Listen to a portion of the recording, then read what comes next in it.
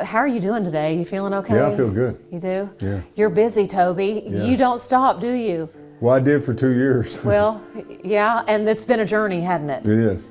It's a lot of dark hallways. His music, his generosity, and his humanity will outlive not only us, but our children and their children. In country music, few love stories like Tricia and Toby's have touched people's hearts. Their romance began in high school and grew as Toby became famous with songs like "I Love This Bar." Tricia met Toby while working at an oil company and was instantly attracted to his bold personality. Over 39 years, they built a life together and raised children who followed Toby into music. As Toby faced his final moments, questions arose about what might have happened during those last desperate hours and what role Tricia played. Their love story will be remembered as a tale of lasting devotion and intense bonds. The early years of Toby and Tricia. Toby and Tricia's journey began shortly after high school. At that time, Toby was already gaining recognition with his hit song, "I Love This Bar." After 3 years of dating, they married in 1984 and built a life together, raising 2 children. Toby started his career in the oil industry in 1979, immediately after graduating high school. He described his job as typical oil rig work, a demanding and challenging life, but it provided a steady income of around $50,000 a year. Despite this, music was always his true passion. As the lead singer and guitarist of the Easy Money Band, Toby blended country and rock, creating a sound similar to that of Alabama. During this time, Tricia worked as a secretary at an oil company where she met Toby. At 19 years old, she was drawn to Toby's confidence and charm, qualities she would later say captivated her from the beginning. In 2023, the couple celebrated their 39th wedding anniversary, a milestone Toby marked by sharing a throwback photo on Instagram. Before meeting Toby, Tricia had 3 children from previous relationships. Her first daughter, Shelley, was born in 1980.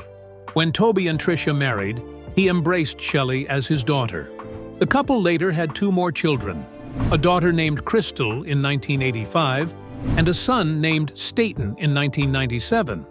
Inspired by her father, Crystal pursued a music career while Staten forged his path as a successful entrepreneur, owning businesses like 405 Burger Bar and Hollywood Corners. A life of support and challenges. In November 2022, Toby was honored with the BMI Icon Award, bringing his family together. This event also marked a shift in Toby's focus as the oil industry began to decline, and he turned his attention back to music. Tricia, a steadfast presence in Toby's life, stood by him through financial difficulties and career changes, even when others suggested a more stable job for Toby. Toby often expressed his deep gratitude for Tricia's unwavering support, which allowed him to pursue his musical dreams. Yet, the most formidable challenges were to come. Toby cherished his time on stage and in the studio, but nothing compared to the moments spent at home with Tricia and their children. In a 1991 interview, Tricia shared that while many saw Toby as a romantic, she valued his simpler acts of love, such as choosing to save money on flowers so he could buy her meaningful gifts or treat her to dinner. Tricia's presence was a constant strength for Toby, especially during award shows. In September 2023, just months before Toby's passing, Tricia stood proudly by his side at the People's Choice Country Awards. That evening, Toby was honored with the Country Music Icon Award, and his heartfelt acceptance speech brought Tricia to tears. Yet, even this emotional moment could not prepare them for what lay ahead. After a courageous battle with stomach cancer that began in 2021, Toby Keith passed away on February 5, 2024. His death marked the end of a profound and lasting partnership with Tricia, a bond that had weathered countless challenges and stood as a testament to the strength of their love. Their story of love, perseverance, and shared dreams will continue to resonate with those who knew and admired them. In times of great love, there often comes great sorrow. Yet, enduring love continues to inspire us, even after those we cherish are gone.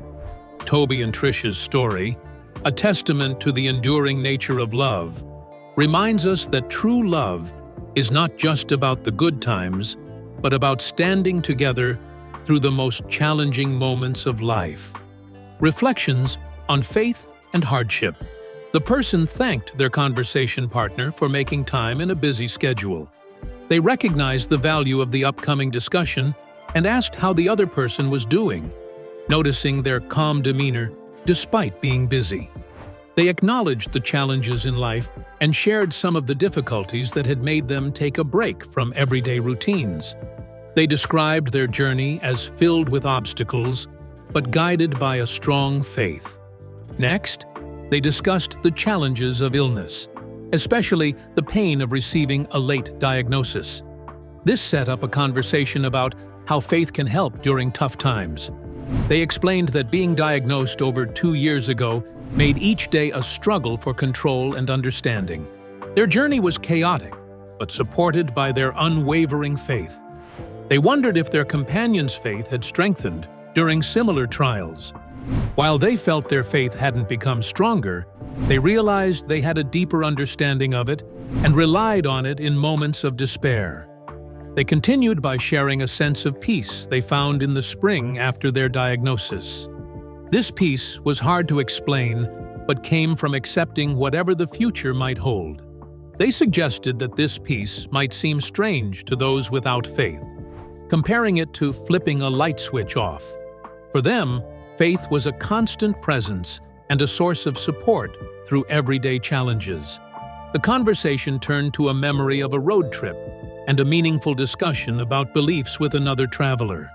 The traveler was skeptical of faith, but believed in unproven things like UFOs. This led to reflections on the wonders of nature. They argued that a divine presence plays a role in the beauty and balance of life, visible in small miracles and answered prayers, suggesting that life's design is too intricate to be random. They wrapped up the conversation by asking how to share the essence of their faith with others. They returned to the theme of finding comfort and strength in belief during tough times. They said, "Faith isn't just about rules. It's about building a personal connection with the divine. This connection guides us through the darkest times. It's more than teachings. It's a living relationship that comforts and supports us." Once, there was a man with a dream. He was a musician who loved his craft, but life was hard. He faced financial struggles while following his passion, earning just enough to get by. His weekly income was between $230 and $250, and although he could make $3,000 over 5 nights performing, it wasn't enough for stability. To make things worse, he often drove long distances to places like Las Cruces, New Mexico, only to have flat tires that he could fix cheaply. This was his life for 5 or 6 long years, a never-ending cycle of performing, just getting by, and hoping for a breakthrough. As he neared his late 20s, his struggles became heavier. Every night he prayed, not for wealth or fame, but for guidance. He was thankful for what he had but needed a sign. Should he keep pursuing music, or should he choose a different path? He gave himself a deadline. If he hadn't found his way by age 30, he would change careers. He felt the burden not just for himself. As a father of 2, with a third on the way, he worried about bringing home so little money. Yet, he was still young, and his spirit remained unbroken by hardship. Then, something unexpected happened. After facing many rejections in Nashville, where he wanted to succeed, his luck changed. He had a simple cassette with 6 songs that reflected his heart, but it hadn't opened any doors yet. During his regular gigs in Oklahoma City, every 8 weeks, he made friends with a club manager. This manager's nephew had connections in the music industry and arranged a meeting for him. As his 30th birthday approached, hope and tension filled his heart. Would this be the end of his dreams? Fate had one more twist. While visiting his hometown for his parents' anniversary, he reconnected with old friends who had moved to Nashville. They believed in him and took his cassette to share with someone influential in the music industry. To his surprise, this influential person showed immediate interest in his work. Just days before turning 30, he received the call to change everything. He was invited to perform 2 sets for this industry leader. The songs that had been ignored before were now his ticket to success. These performances earned him a record deal, and his music career finally took off. The songs that seemed destined to fade away became hits. This moment proved that true talent can shine through despite the challenges and competition in Nashville. It felt like the prayers he whispered at night had finally been answered. This story is not only about one man's journey.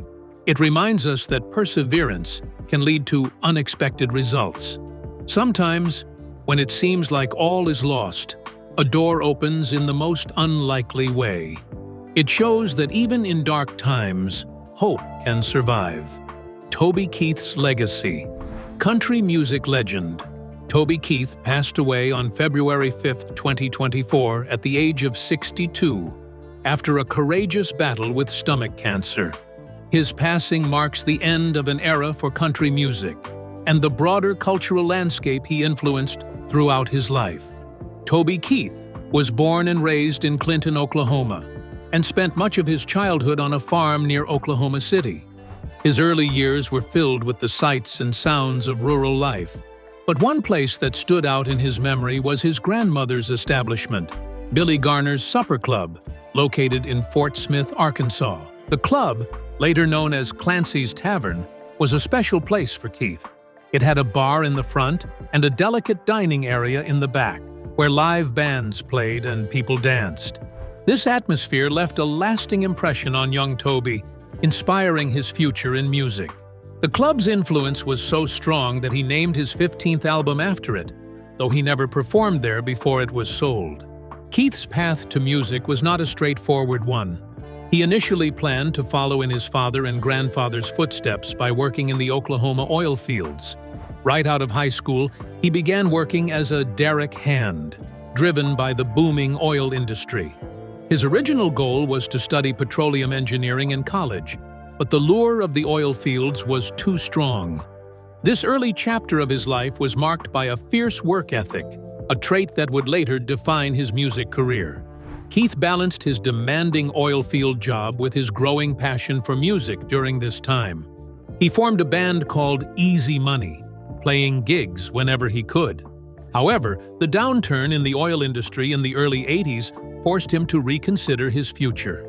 After losing his job in the oil fields, Keith worked various other jobs, including as a bricklayer and a semi-professional football player. But his love for music never waned, and eventually, he decided to pursue it full-time. The rise to stardom. Toby Keith's career took off with his debut album, 1993, which included the hit song Should Have Been a Cowboy.